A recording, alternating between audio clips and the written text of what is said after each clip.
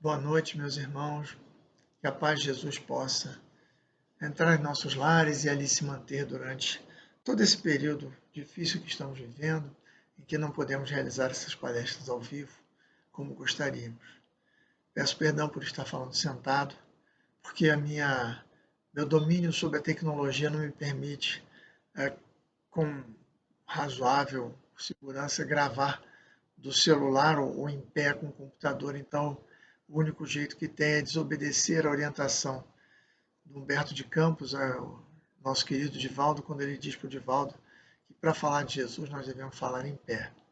Tenho certeza que o Divino Pastor, o nosso mestre, não vai compreender essa situação em que estamos nesse momento e a minha deficiência em relação à tecnologia e aos conhecimentos do tipo. Nos foi pedido que comentássemos a questão 1012 do Livro dos Espíritos, que trata do paraíso, inferno e purgatório. No caso ali, a questão diz assim: haverá no universo lugares circunscritos para as penas e gozos dos espíritos, segundo os seus merecimentos? É bem pertinente essa pergunta naquela época, porque a doutrina tradicional falava de lugares específicos, né?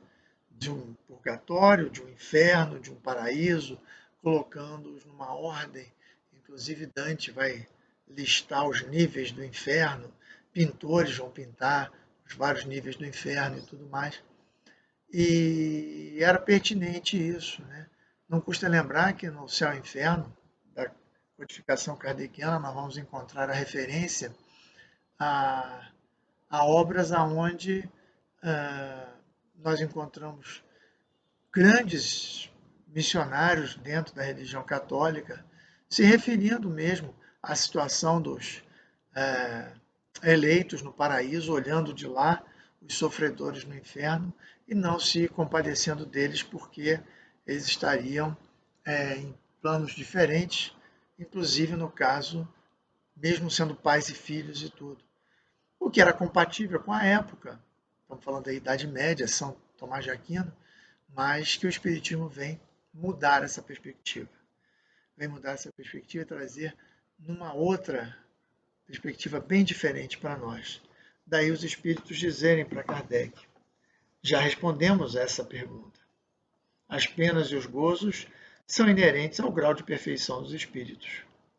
Cada um tira de si mesmo o princípio de sua felicidade ou de sua desgraça. Como eles estão por toda parte, nenhum lugar circunscrito ou fechado existe, especialmente destinado a uma coisa ou outra. Quanto aos encarnados, esses são mais ou menos felizes ou desgraçados, conforme é mais ou menos adiantado o mundo em que habitam. Então ali há uma referência ao mundo, quer dizer, o fato de estarmos na Terra, um mundo ainda de provas e expiações, nos faz parcialmente sofrer as condições e agruras que a Terra tem. E que ainda assim é um lugar maravilhoso. Ou seja, nós padecemos num paraíso porque a Terra é um lugar maravilhoso.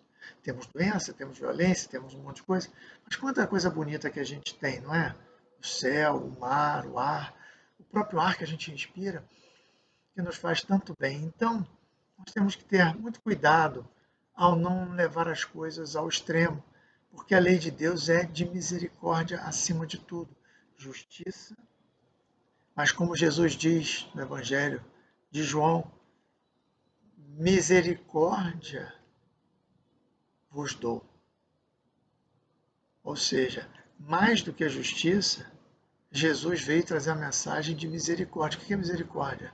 É o amor que vem do coração, é o perdão que vem do coração, é aquele sentimento que faz com que os espíritos que já estão mais avançados e passaram por onde nós passamos, venham nos trazer essa mensagem de compreensão, de paz e de instrução para o trabalho.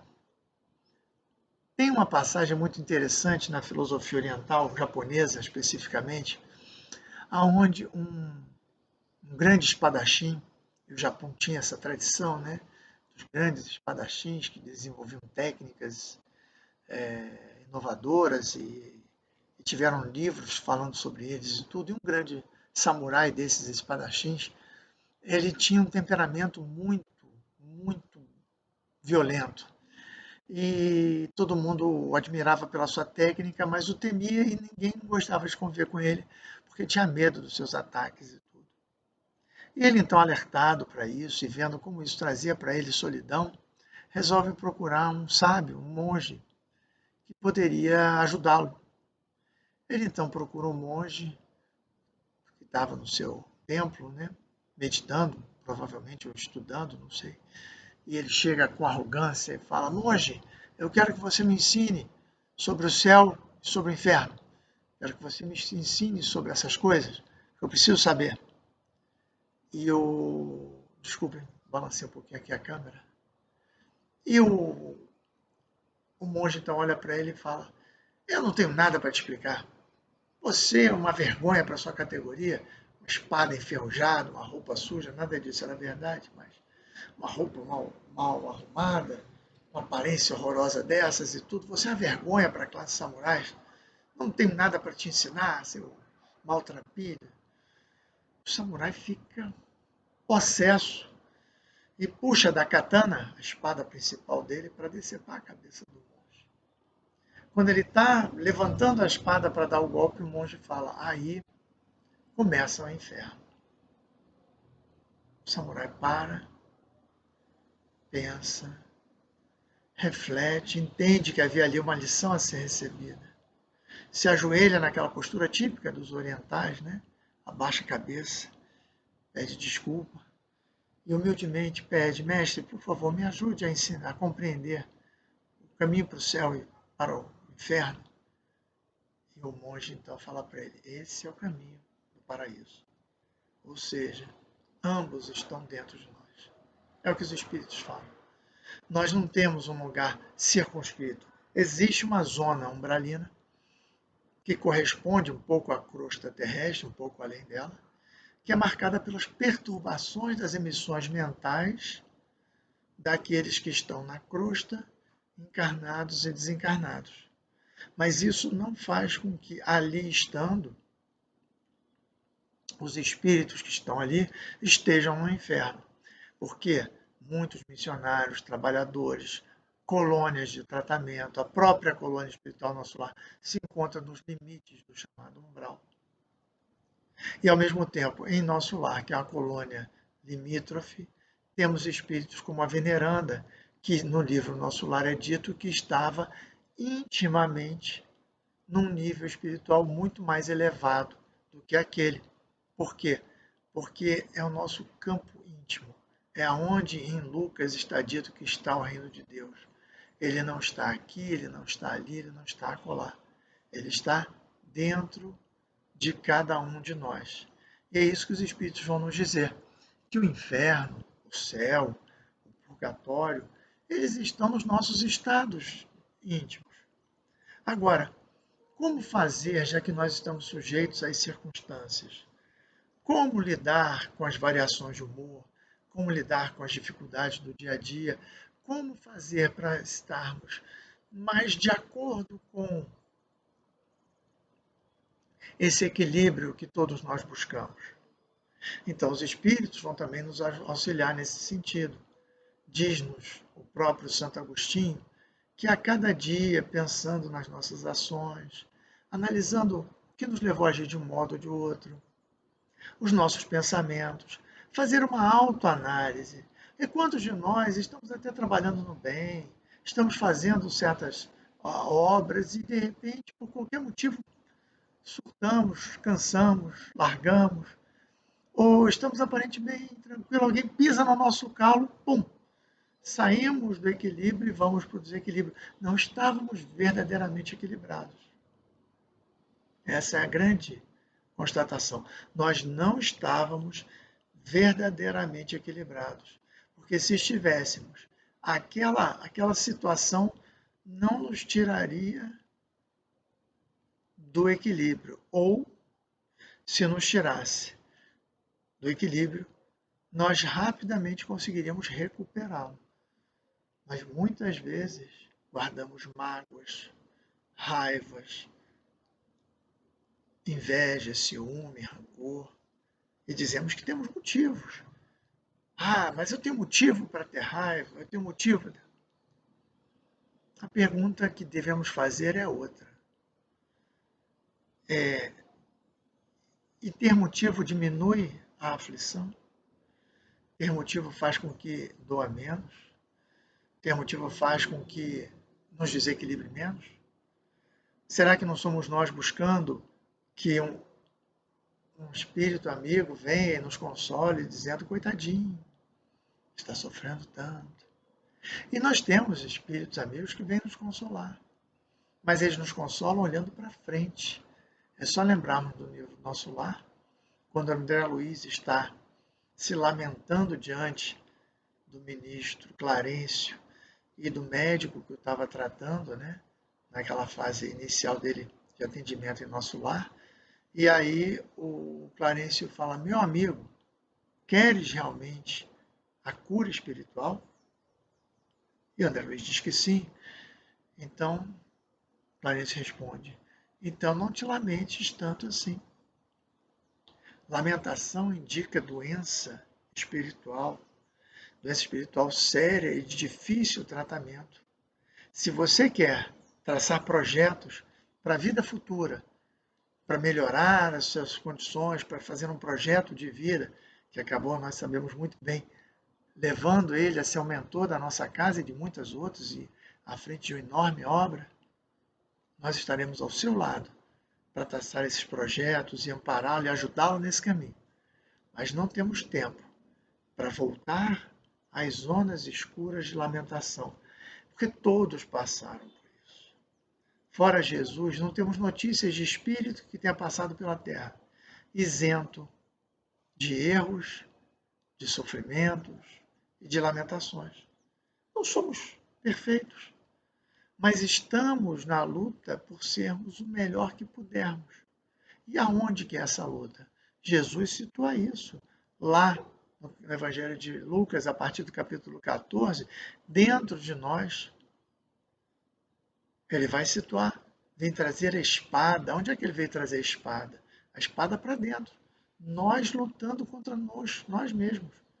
A nossa tendência de achar que nós merecemos, que nós devemos ter. Então, que as pessoas tenham pena de nós, que as pessoas nos amparem ou se condoam com a nossa dor e tudo mais. Então, ok. Solidariedade, compaixão, misericórdia são sentimentos superiores, mas ele vai nos levar até aonde? Toda a misericórdia e compaixão dos amigos espirituais para conosco se manifesta no fortalecimento que eles nos dão para enfrentar as nossas provas, no apoio que eles nos dão para vencer as nossas dificuldades, na orientação que nós recebemos no momento da prece, quanto aos caminhos a serem seguidos. Todas essas medidas eles adotam para nos ajudar. Mas mudar o passado, voltar lá para trás, para fazer com que a colheita dos nossos erros de outras vidas não aconteça?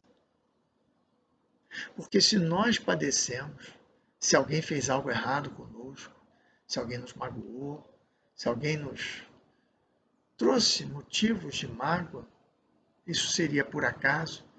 Deus então distribui aleatoriamente as cartas da felicidade, da tristeza ou da alegria ao bel prazer? Ou isso é resultado, como nós vemos, de acordo com a doutrina espírita, de leis perfeitas, que são as normas que Deus estabeleceu para reger não o nosso planetinha, não o nosso sistema solar, nem a nossa galáxia, mas o universo. Todos os bilhões de galáxias e estrelas, numa perfeição incompatível com a nossa capacidade de compreensão nesse momento. Então não vamos tentar compreender, só sentir e perceber. Então ele nos manda essa mensagem, ele nos manda essa proposta de nos modificarmos, de sermos melhores, de fazermos o bem. E fazer o bem por quê? Porque é só na medida em que nós estamos com as mãos operosas, com a mente focada, com o coração aberto a Jesus, que nós estamos nos forrando dos dissabores daquilo que o mundo tem a oferecer. Porque o que o mundo nos dá vai embora. Aquele que hoje está junto, amanhã se afasta. A riqueza que hoje se apresenta amanhã acaba. E, em última instância, a morte acaba por nos separar daqueles que aqui eram os nossos entes queridos. Porém, na medida em que isso acontece, por outro lado, nós abrimos a porta da eternidade, a porta da imortalidade. E para essa porta, o que nós vamos ter? Nós temos que ter o quê? As obras para mostrar. Então não tem outro jeito. O paraíso se instala em nosso coração, na medida em que nós abrimos o nosso coração para dar amor. Não vai entrar amor numa casa que não tem amor. Se nós queremos amor, nós temos que dar amor. Porque o amor é o único sentimento, é o único tesouro que quanto mais a gente dá, mais a gente tem. Se a gente tenta reter, a gente não consegue. Então nós precisamos mudar essa atitude. Nós precisamos realmente buscar compreender essa liçãozinha do nosso Emmanuel, no livro Justiça Divina, aonde ele vai nos dizer assim: espíritos culpados somos quase todos. A perfeita justiça, porém, nunca se expressa sem a perfeita misericórdia. E abre-nos a todos, sem exceção, o serviço do bem, que podemos abraçar na altura e na quantidade que desejarmos, como recurso infalível de resgate e reajuste, burilamento e ascensão. Atendamos às boas obras quanto nos seja possível. Cada migalha de bem que faças é luz contigo, clareando os que amas. E assim é porque, de conformidade com as leis divinas, o aperfeiçoamento do mundo depende do mundo, mas o aperfeiçoamento em nós mesmos depende de nós. Então, de que depende o paraíso dentro de nós? De nós mesmos. De que depende o inferno dentro de nós? Também de nós mesmos. Não tem outro caminho. A própria psicologia moderna, ela tem se voltado para isso, para mostrar dentro do homem, dentro dos seus labirintos mentais, dos seus, eu gosto da expressão que Augusto Cury usa, cárceres mentais, as prisões do medo, da dor, do sofrimento, que é o inferno.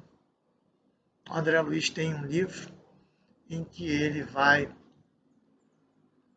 até as beiras dos abismos, né? Mas não é permitido que ele desça aos abismos junto com a equipe socorrista. Ele fica então dentro de uma caverna, mas na beirada, né, das descidas para os abismos profundos, aonde irmãos muito sofredores se encontravam. E ali, naquela caverna, havia um grupo de espíritos desencarnados que era usurário, eram pessoas com amor ao dinheiro e que se viam envoltos em ouro, joias e tudo, quando na verdade estava em meio a verdadeiros dejetos mentais, né? O que tinha ali era, na verdade, aparentado com lama, com dejetos e coisas do gênero, mas eles viam como se fosse ouro, como se fosse dinheiro, e ficavam conversando sobre o melhor modo de proteger o tesouro deles e tudo. E um deles se mostrava um pouco mais sensível, um pouco mais preocupado. André Luiz chega perto, olha e reconhece nele o avôzinho. O avôzinho que tinha feito, que tinha gostado dele, tinha feito uma grande caridade para ele, que fora subsidiar os estudos dele, comprar os livros, pagar, porque era muito rico, né? E ele viu ali a oportunidade, então, de ajudar aquele avôzinho, aproximando ele de um espírito a quem ele tinha, com que ele tinha um grande débito, fazendo com que esse espírito voluntariamente aceitasse recebê-lo como filho, porque ele não tinha outro caminho de tratamento senão a reencarnação muito humilde, paupérrima, para enfrentar as dificuldades e conseguir valorizar melhor as coisas do que ele fazia naquele momento. Tirando os óculos por causa do reflexo na luz da tela, não vou ler mais nada, né? E aí não estou enxergando quase nada, mas tudo bem. Então vejam, essa é o caminho que os Espíritos mostram. Não existe outro. Dentro de nós temos o céu ou o inferno. E ele vai se exteriorizar na medida em que nós estivermos em sintonia com ele. Então, se nós cultivamos o céu dentro de nós, a partir dos bons pensamentos, a partir da caridade praticada, a partir do combate contra nós mesmos, nós somos muito rápidos para julgar os outros e muito céleres para nos desculpar. Quantas e quantas vezes nós não fizemos isso ao longo dessa encarnação? Julgando os outros, apontando os defeitos nos outros, esquecendo de olhar para nós mesmos, os nossos defeitos, o nosso umbigo. Nosso umbigo é lindo, é maravilhoso, só tem coisas boas. Mas será que é assim? Ou na verdade nós estamos simplesmente projetando aquilo que nós queremos que os outros acreditem? Então eu fico falando que eu sou muito bom, eu faço muito bem, pelo pouquinho que eu faço, como se eu pudesse iludir os amigos espirituais ou a lei de Deus para que ela se convencesse de que eu realmente sou bom. Se Jesus não aceitou ser tratado como bom, se ele disse bom, não é chamado de bom mestre. Mestre eu sou. Bom só o Pai que está no céu. Então nós vamos reivindicar o quê? Vamos reivindicar a luta, o esforço, o trabalho, a tentativa de cada dia e o tropeço de cada dia. Não tem problema. Outro dia eu tive essa lição de um pastor evangélico, amigo meu, falar uma coisa muito interessante, em que ele disse assim, quando Jesus falou que perdoai 70 vezes 7, ele quis dizer que a gente não deve estar preocupado se vamos vencer os nossos defeitos hoje, amanhã, daqui a um mês, daqui a um ano ou na próxima encarnação. Nós devemos estar preocupados em lutar contra eles hoje, amanhã, daqui a um ano e na próxima encarnação. Se nós vamos vencê-los, como vamos vencê-los, como esse reino de Deus vai se instaurar em nosso coração definitivamente, só a misericórdia de Deus é capaz de dizer. Mas nós podemos, aos poucos, gradualmente, irmos ganhando terreno em relação a nós mesmos. Tropeçando, caindo para frente, levantando, seguindo adiante. Lembrando aquela passagem indiana que eu já citei no André Luiz várias vezes e que eu gosto muito, daquela ida do sábio que ia procurar a divindade e passa por duas pessoas encarnadas que também estavam buscando a Deus, mas queriam de Deus respostas, né? A resposta, a mesma pergunta, quanto tempo eles ainda teriam que encarnar na Terra até se verem livres desse planeta de provas, expiações, de dificuldades e tudo. E um deles estava fazendo isso dentro de um formigueiro, porque de tanto meditar, as formigas criaram formigueiro em volta dele. E o outro embaixo de uma árvore bonita, de frutos e tudo, dançando, cantando e pulando. E o sábio vai até Deus e volta, passa pelo do formigueiro e diz, a mensagem que me mandaram te dar é que você vai ter menos encarnações na Terra do que os dedos de uma mão. Então, na pior das hipóteses, ele teria mais 4 encarnações. E ele solta um ar de desalento e fala, ainda isso tudo? Eu que estou aqui no meio das formigas, as formigas passando por mim e tudo mais. Eu vou precisar de mais 4 encarnações, pelo menos, para fica triste. Ele vai para o outro, que estava embaixo da árvore, uma árvore carregada de frutos, né? E o outro pergunta, e eu? Eu? Quando é que eu vou? Ah, você ainda vai ter tantas encarnações quanto os frutos dessa árvore. E ele pega um fruto, come, e diz assim, que maravilha! Vou continuar cantando o nome de Deus, dançando, pulando, sendo feliz, porque estar aqui é muito bom. Eu posso cantar, tem frutas para eu comer, tenho coisas para fazer, eu dou frutas para as pessoas. Que bom, fico feliz. Naquele momento, então, a divindade aparece para ele e diz: meu filho, você não tem mais nenhuma necessidade de continuar encarnado. Você realmente já ultrapassou todas as necessidades que a matéria bruta pode nos dar de aprendizado. Você agora vai seguir no aprendizado em outras dimensões, em outros níveis, sem mais necessidade de encarnação. É isso que nos espera. Níveis de muito mais alegria, felicidade, muito mais completitude, porque estaremos mais perto de Deus, o que é o prazer absoluto, a alegria absoluta, a felicidade absoluta.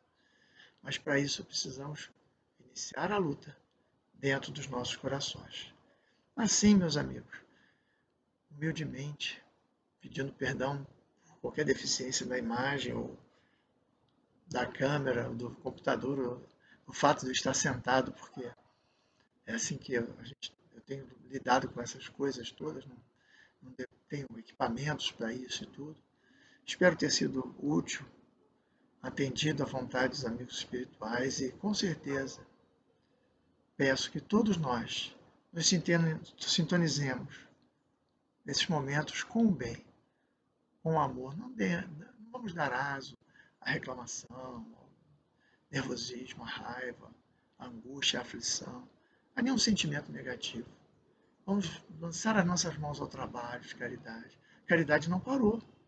A caridade continua. As casas espíritas continuam fazendo bem, distribuindo bolsas de alimentação, atendendo necessitados.